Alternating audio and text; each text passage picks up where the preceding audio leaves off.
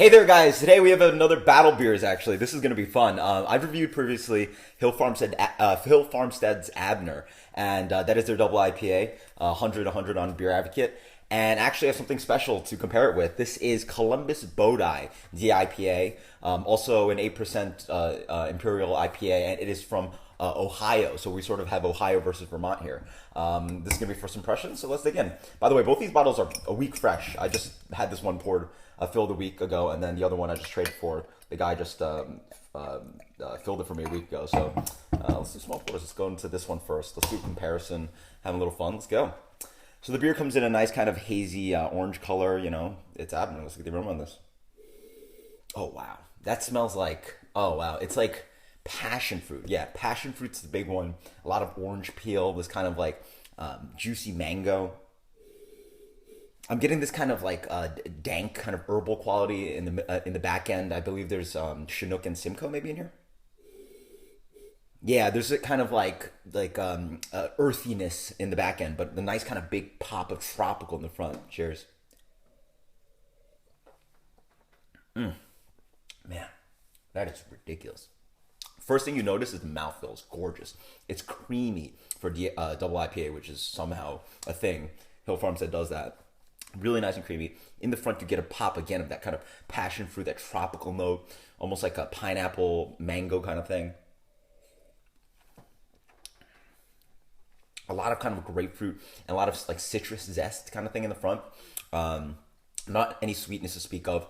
Oh wow, this beer also has a nice thing like Susan, where it sort of transitions from fruity, maybe a touch of floral, but also pine on the back end. And so your palate's constantly looking for the hop.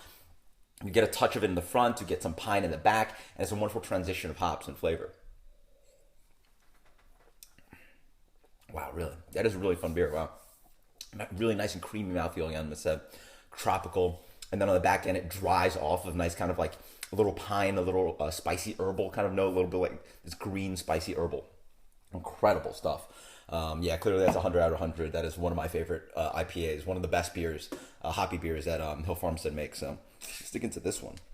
This is Bodhi.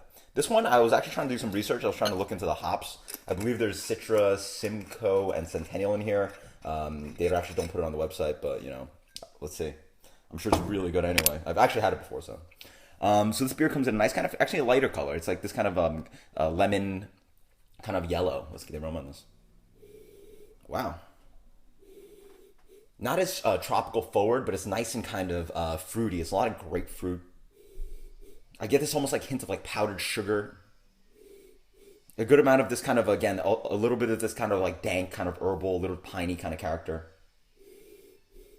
Cheers. Oh, wow. That is really different. Huh. It is like beautifully hoppy, but it is a slightly different beer. In the front, I get a lot of grapefruit. I guess like grapefruit peel. And then I get this huge explosion of kind of like floral note. It's perfumey. It's nice and bright. It's almost like lavender or something. Really perfumey. It's a big punch of floral note. This one's a little bit more bitter on the back end. Again, more of that floral. It's confusing. Almost drinks like perfume or something.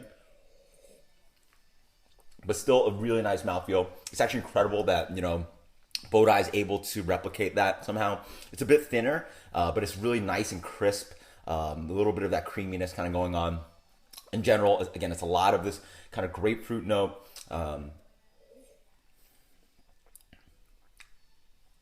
then a nice kind of touch of pine, a lot of floral, but a lot of kind of like citrus zest as well. Yeah, this one for Abner for me is better. For me, just explosive tropical, bigger hop flavors.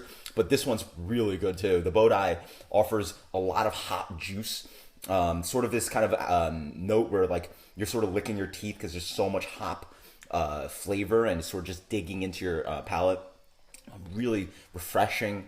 Again, as I said, more floral based, which I didn't remember from the first time I had it.